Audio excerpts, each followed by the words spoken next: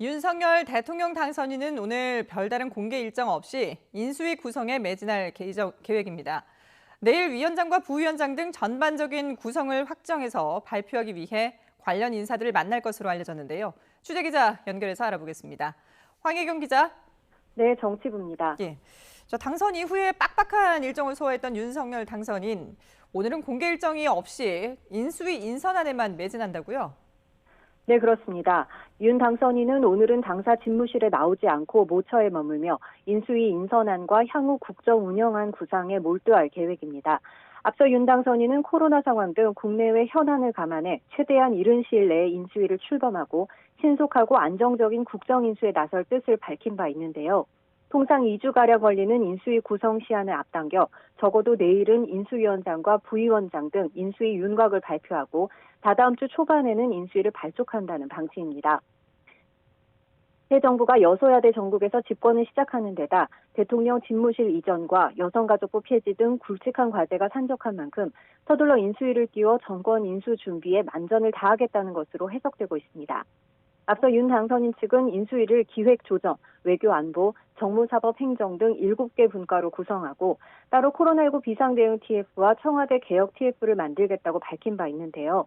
그러니까 인선과 관련해서도 윤 당선인은 깜짝 발탁할 필요 없이 전문성과 실용성을 중심으로 일할 수 있는 사람으로 구성하라는 지침을 내린 것으로 알려졌습니다.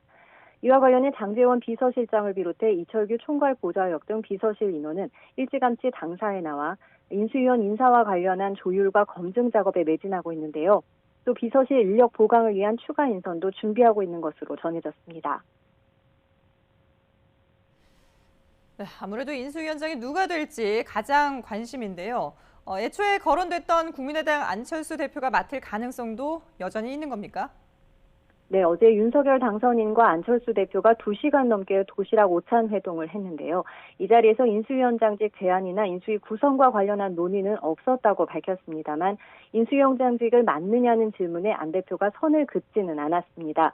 다만 오찬 이후에 있었던 언론 인터뷰에서 안 대표는 윤 당선인과 인수위를 공동 운영한다면서 가능성을 배제하진 않았는데요.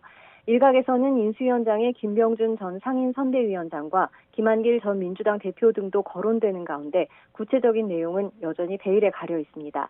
이와 관련해 당선인 비서실 측은 내일 인수위원장과 부위원장 등 핵심 인선이 발표될 거라면서 필요시 윤 당선인이 직접 나와 발표할 가능성도 있다고 밝혔습니다. 네, 민주당 상황도 알아보죠. 대선 패배 후폭풍이 만만치 않은데요. 일단 내일까지 비대위 구성을 마무리한다고요. 네, 더불어민주당은 대선 패배로 지도부가 총사퇴한 이후 비대위 체제로 전하는 가운데 내일까지 비대위 인선을 마무리하기로 했습니다. 윤호중 비대위원장은 오늘 공식 일정 없이 당 안팎에서 추천받은 인사들을 접촉하면서 비대위 합류 의사를 확인할 예정인데요.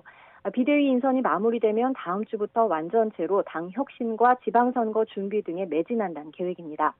앞서 민주당은 어제 오후 3시간가량 대선 패배 원인과 향후 대응 방안 등을 놓고 의원총회를 열었습니다.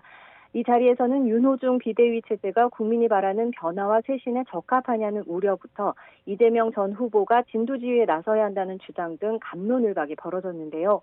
일단 비대위 문제는 전 지도부가 결정한 사안을 존중하는 것으로 마무리됐습니다. 다만 윤 위원장의 업무가 과중하다는 판단에 따라 새로운 원내대표는 오는 25일 안에 뽑기로 했는데요. 당내 갈등이 불거지지 않도록 원내대표는 입 후보 선출이 아닌 의원들의 추천을 통해 만장일치가 될 때까지 의견을 모으는 교황 선출 방식을 도입하는 것으로 가닥이 잡혔습니다. 지금까지 YTN 황희경입니다.